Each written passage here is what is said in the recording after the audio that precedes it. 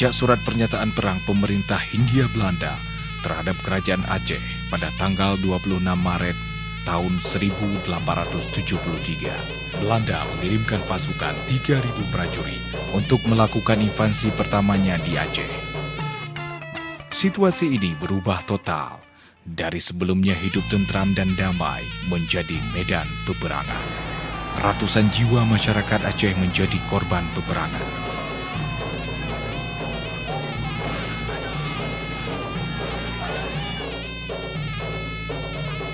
Dalam peperangan tersebut, makam Maijen Kohler dan 2.200 serdadu Belanda di Kerkhof, Banda Aceh merupakan bukti pahitnya perang. Penyebab utama konflik Aceh yang berlangsung hampir setengah abad lamanya mempunyai akar sejarah yang sangat panjang. Pasca kemerdekaan Republik Indonesia, harmonisasi dan hubungan Aceh dengan Indonesia mulai retak. Pada masa kemerdekaan ketika pemerintah Soekarno baru berumur sebulan, yaitu tanggal 15 September 1945, untuk pertama kalinya, pertikaian Aceh dengan Indonesia terjadi yaitu pada saat Tengku Muhammad Daud Chumbo, putra Ule Balang, tidak mengakui kemerdekaan Indonesia di Aceh, yang kemudian dikenal dengan peristiwa Chumbo. Selanjutnya, pada tahun 1953, pemberontakan DITI di bawah pimpinan Tengku Daud Bereh. Konflik perang tersebut terjadi di Aceh hingga masa berakhirnya perang DITI dengan sebuah perjanjian Lamtih yang ditandatangani oleh Hasan Saleh selaku perwakilan DITI dengan pemerintah Indonesia tanggal 7 April 1957. Sejak Aceh mendapatkan status politik sebagai daerah istimewa yang dinyatakan otonom dalam bidang pendidikan, agama, dan hukum, serta adat pada periode pemerintahan Soekarno. Namun hak istimewa tersebut, Aceh selalu dilupakan.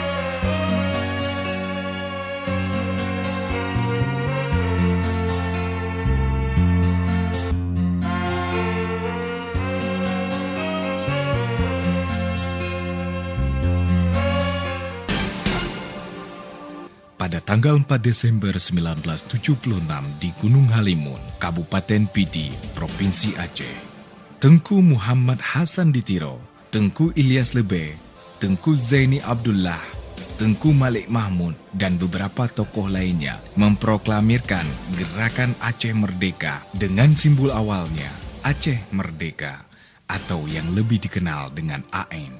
Tujuan mereka memperjuangkan ketidakadilan rakyat Aceh dari pemerintah pusat saat itu. Dan hal tersebut ditentang keras oleh pemerintah Orde Baru. Saking gencarnya pencarian pemburuan terhadap tokoh pendiri Gerakan Aceh Merdeka, akhirnya Muhammad Hasan Ditiro mengungsi ke Swedia dan membangun kekuatan dari sana dengan cara mengumpulkan pemuda-pemuda Aceh yang dilatih dan siap diterjunkan kembali ke Aceh untuk menghadapi TNI di masa pemerintahan Presiden Soeharto. Ternyata persoalan belum juga selesai sampai di situ.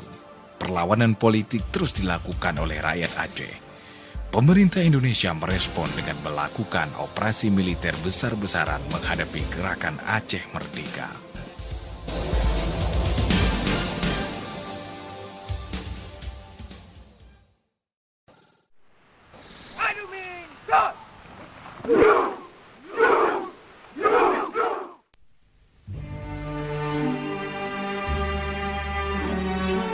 Pada tahun 1989 sampai dengan 1998, Aceh dinyatakan sebagai daerah operasi militer atau lebih dikenal dengan sebutan DOM, di bawah nama Sandi Operasi Jaring Merah. Akibat pemberlakuan DOM, dilaporkan 8.344 orang tewas sejak jatuhnya pemerintah Orde Baru yang melenser Presiden Soeharto. Pemerintah peralihan B.J. Habibie mencabut status DOM pada 7 Agustus 1998 oleh Jenderal Wiranto saat itu. Namun militer Indonesia tetap melakukan operasi-operasi militer lokal. Di antaranya, Operasi Bersandi Wibawa dan Cinta Menasah. Letusan senjata dan kekerasan terus terjadi. Pada masa era reformasi, tanggal 8 November 1999, 2 juta rakyat Aceh berkumpul di depan Masjid Baitur Rahman, Banda Aceh menuntut referendum dengan 2 opsi, yaitu pertama, bergabung dengan Republik Indonesia atau pisah dengan Republik Indonesia. Saat masa pemerintahan reformasi Abdurrahman Wahid, di awal tahun 2000, ketika Abdurrahman Wahid menjadi presiden, sebuah NGO yang berpangkalan di Jenewa, Heridona Center atau yang disebut dengan HDC, membawa RI dan GAM ke meja perundingan.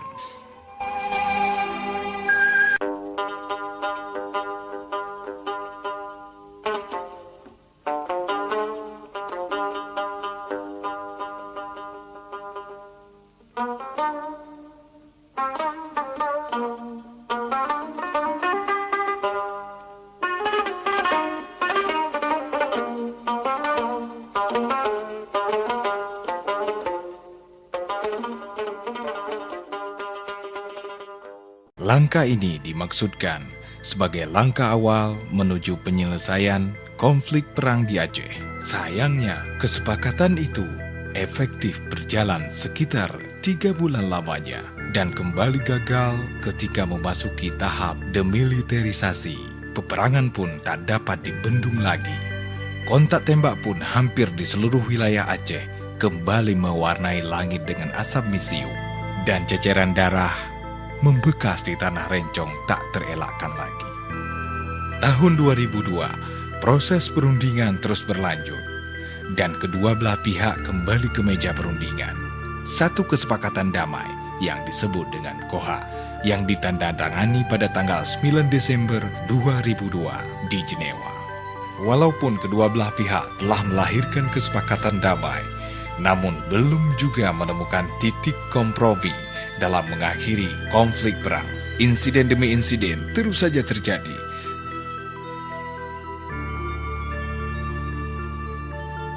Kontak senjata semakin kerap kali terjadi. Kedua belah pihak saling menuding tentang kekerasan terhadap masyarakat sipil di Aceh.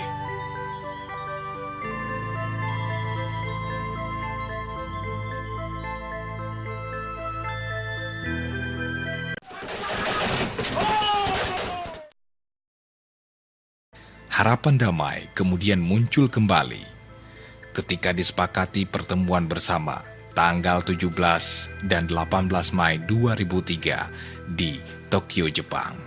Ternyata proses perundingan tersebut terhenti lagi, di mana Gerakan Aceh Merdeka menolak menerima syarat-syarat yang diajukan pemerintah Indonesia. Pasalnya, syarat-syarat tersebut memberatkan pihak dari Gerakan Aceh Merdeka.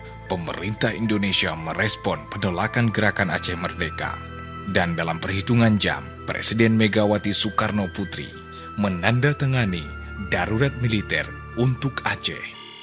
Maka operasi terpadu akan dilaksanakan dengan sebuah keputusan Presiden yang dirancang untuk dikeluarkan besok atau paling lambat tanggal 19 Mei. Dengan dikeluarkan kebijakan tersebut, KOHA dan peran HDC terhenti melanjutkan damai di Aceh.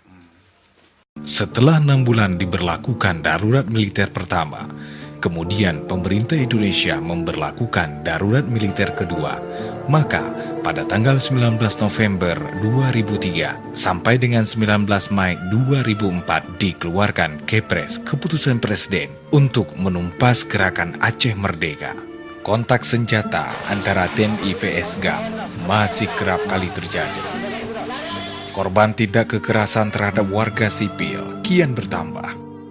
Di saat kedua belah pihak masih saling berperang, tiba-tiba tanggal 26 Desember 2004, hari Minggu, Aceh diguncang gempa 8,9 skala Richter dan disusul oleh gelombang tsunami melanda Aceh dan Asia.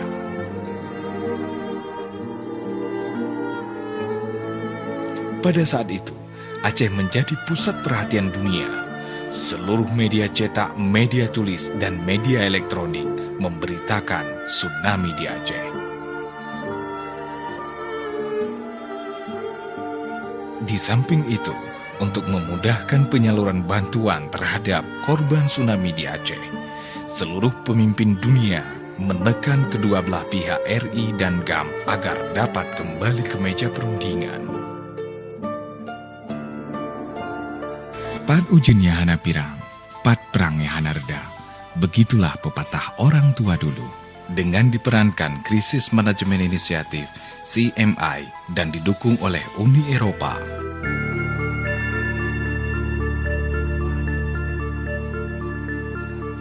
Marty Ahtisari yang memediasi pertemuan informal perundingan antara RI dan GAM pada Januari 2005. Melalui berbagai lobi tingkat tinggi yang dilakukan oleh penerima Nobel Perdamaian Marty Ahtisari, perundingan RI dan GAM berlangsung 5 babak dan dilakukan di tempat peristirahatan milik pemerintah Finlandia 25 km dari pusat kota Helsinki.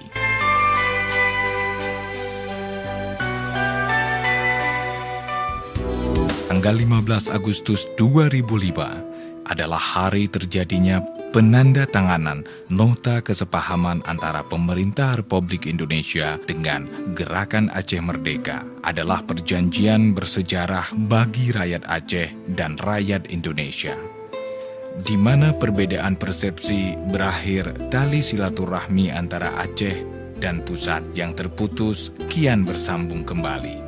Bahkan hari-hari yang diwarnai konflik bersenjata pun berakhir menjadi hari-hari yang penuh dengan transisi politik. MOU Helsinki bukan hanya pemahaman antara pihak RI dan GAM, bukan juga buku hijau yang berisi perjanjian tertulis dalam lembar-lembar bersejarah, namun juga sebagai peta jalan sebuah kebijakan politik menuju perdamaian yang abadi itu sendiri.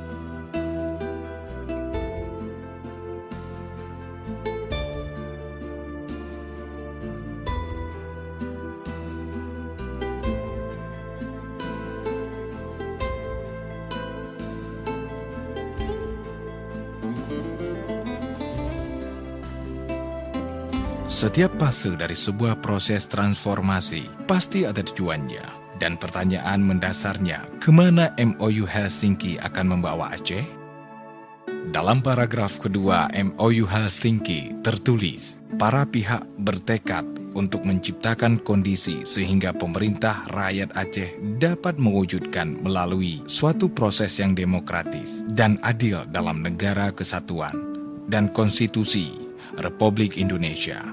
Artinya, MOU Helsinki akan membawa Aceh menuju pemerintahan rakyat Aceh dalam prinsip-prinsip demokratis dan adil. Itulah sebenarnya tujuan dari MOU Helsinki, yaitu membawa Aceh kepada martabat dan kedaulatannya. Bermakna bermartabat secara ekonomi, politik, sosial, keamanan, perdamaian, serta berdaulat dan bermartabat sebagai rakyat dalam bingkai negara kesatuan Republik Indonesia.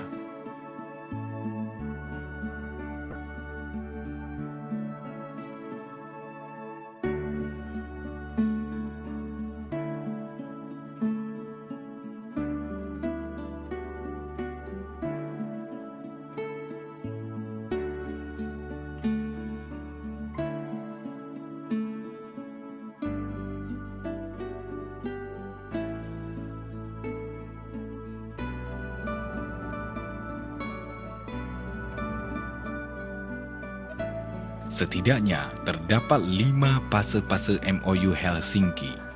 Pertama, fase penandatanganan MOU Helsinki. Kedua, fase transisi militer. Ketiga, fase transisi sipil. Keempat, fase pemerintahan transisi. Dan fase kelima adalah fase pemerintahan rakyat Aceh.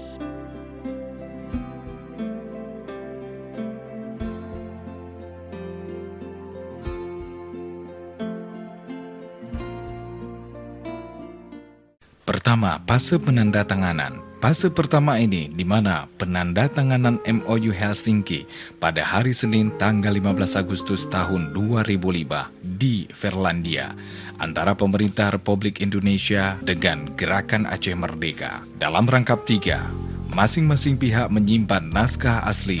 Demikian juga pihak ketiga yaitu Crisis Management Initiative (CMI) menyimpan naskah bertanda tangan basah. Fase ini menandakan berakhirnya konflik antara pemerintah Republik Indonesia dengan Gerakan Aceh Merdeka sejak tahun 1976 sampai 2005. Penandatanganan MOU Helsinki juga atas dasar peluang kewenangan khusus yang diberikan pusat terhadap Aceh, di mana pada tahun 2002 pemerintah Indonesia melakukan amandemen Undang-Undang Dasar 1945, yaitu Pasal 18B tentang daerah yang bersifat khusus dan istimewa diatur dengan undang-undang, dan Aceh mendapatkan porsi yang khusus sebagai daerah yang memiliki kekhususan dan kewenangan berbeda dengan provinsi-provinsi lainnya.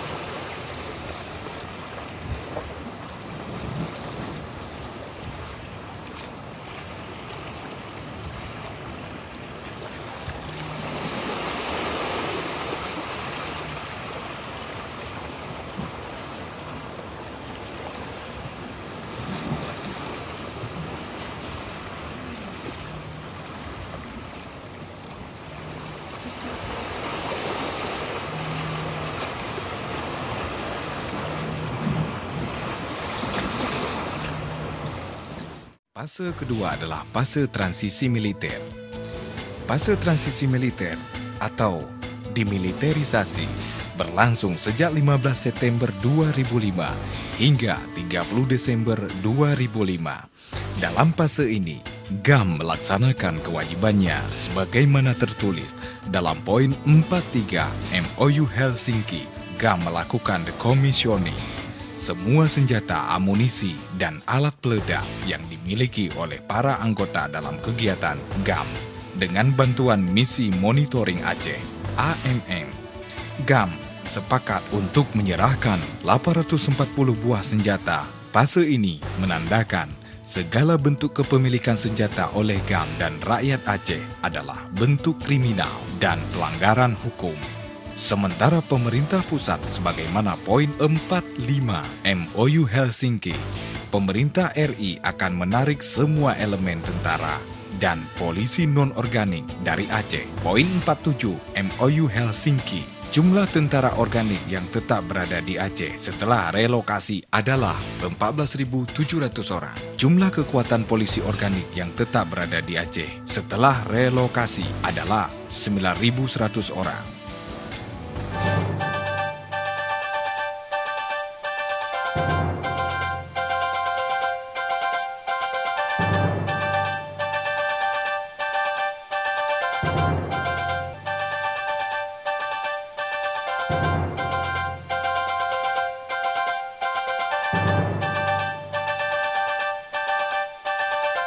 Dalam fase ini, pemerintah Indonesia juga memberikan amnesti terhadap 1.488 orang mantan GAM yang ada di LP di seluruh Indonesia. Namun masih terdapat 3 orang lagi hingga saat ini Napol Aceh yang masih belum dibebaskan di LP Cipinang, yaitu Tengku Ismu Hadi Jafar, Irwan Ilyas, dan Ibrahim Hasan. Dalam fase ini juga terjadi perubahan dari Tentara Nanggro Aceh (TNA) yang merupakan basis militer GAM menjadi Komite Peralihan Aceh (KPA). Untuk memudahkan proses reintegrasi mantan kombatan GAM, pemerintah membentuk Badan Reintegrasi Aceh (BRA) yang kemudian berubah nama menjadi Badan Reintegrasi Damai Aceh (BRDA). Sementara untuk mengawasi proses perdamaian di Aceh, pemerintah pusat membentuk Forum Komunikasi dan Koordinasi (FKK) di bawah Des Aceh, Menko Polhukam. Fase ketiga yaitu fase transisi sipil. Fase ini berlangsung sejak 1 Januari 2006 sampai terpilih gubernur transisi atau eksekutif. Fase transisi sipil ditandai dengan adanya proses lahirnya rancangan undang-undang pemerintahan Aceh, sehingga menjadi Undang-Undang Nomor 11 Tahun 2006 tentang Pemerintahan Aceh. Pemerintah pusat memfasilitasi pembentukan undang-undang baru sebagaimana terdapat pada poin 111 MOU Helsinki. Undang-undang ini akhirnya muncul pada bulan Agustus 2006 atau dikenal dengan Undang-Undang Pemerintah Aceh (UUPA). Jika dilihat dari interval waktu yang diberikan berdasarkan MOU Helsinki, UUPA melebihi waktu 3 bulan dari perjanjian yang telah ditandatangani. Hal ini menunjukkan secara hukum sebenarnya UUPA telah valid. Sementara dari 35 pasal dari 273 pasal bertentangan dengan MOU Helsinki. Namun pada saat ini UUPA dapat dikatakan sebagai produk hukum transisi menuju perubahan sesuai dengan MOU Helsinki. Inilah tantangan ke depan yang perlu dilakukan untuk perubahan UUPA yang dapat dilakukan oleh legislatif terpilih pada pemilu 2009 lalu dan ke depan.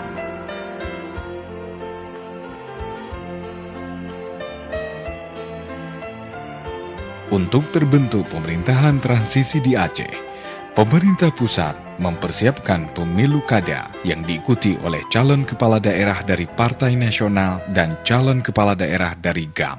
Karena pada saat itu, GAM belum memiliki partai sebagaimana partai lokal yang diamanatkan oleh MOU Helsinki belum terbentuk, maka pemerintah pusat memberi ruang adanya calon perseorangan independen hanya sekali pada pemilu kada 2006. Aturan ini diikat oleh pemerintah pusat dalam pasal 256 UUPA tentang berlakunya calon perseorangan hanya 1 kali. Sementara dalam kompetisi politik di pilkada selanjutnya, pemerintah pusat memberi ruang adanya partai politik baik nasional maupun lokal.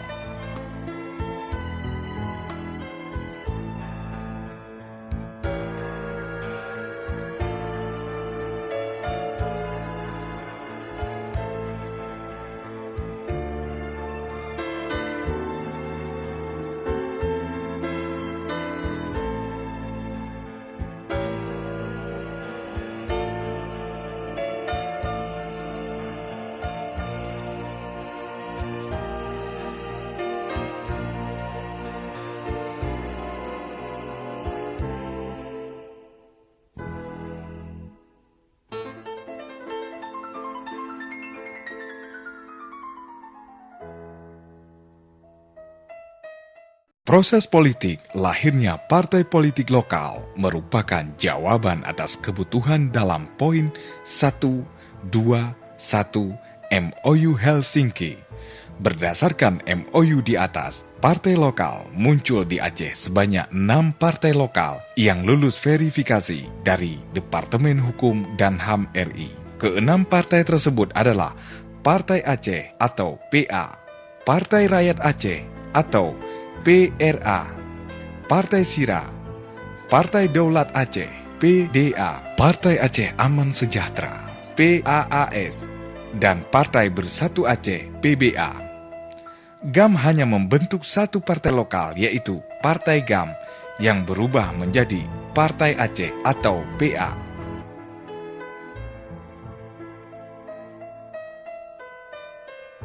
Fase keempat adalah fase pemerintahan transisi.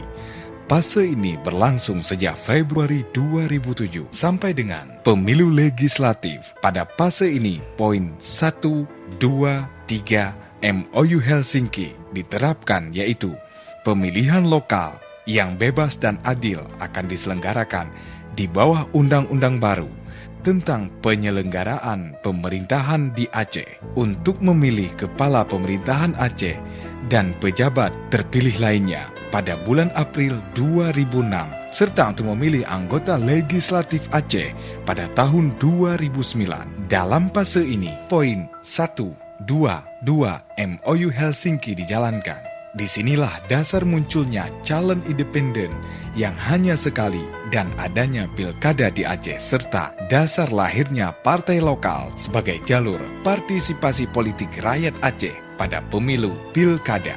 Untuk selanjutnya, pelaksanaan pemilu pilkada melalui partai lokal sesuai aturan yang diatur dalam undang-undang. Fase kelima adalah fase pemerintahan rakyat Aceh. Fase ini ditandai dengan terpilihnya eksekutif pada Pilkada Aceh melalui Partai Nasional atau Partai Lokal pada Pilkada 2011-2012 mendatang. Jalur kompetisi politik melalui partai politik merupakan instrumen demokrasi yang mampu membawa proses politik pada konsolidasi pemerintahan itu sendiri, di mana kepala pemerintah yang terpilih akan memiliki basis politik yang real melalui partai politik yang mengusungnya, sehingga evaluasi dan pertanggungjawaban politik dapat dikontrol oleh partai politik itu sendiri.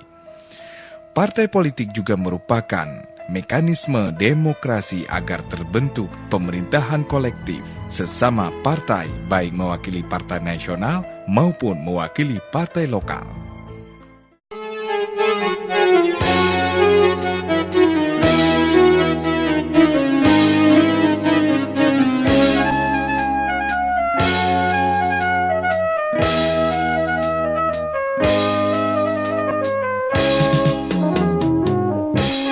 Semua fase akan dapat dilalui dengan baik jika syarat dari fase transformasi itu sendiri telah tertuang dalam ideologi dan politik rakyat Aceh. Syarat itu adalah membangun saling kepercayaan, kesepahaman bersama menuju konsolidasi dan persatuan rakyat Aceh, identitas politik dan demokrasi yang berpedoman pada kepentingan Aceh, konsolidasi pemerintah rakyat Aceh yang kuat serta kepemimpinan yang kolektif yang mampu membawa Aceh kepada tujuan dari MOU Helsinki itu sendiri.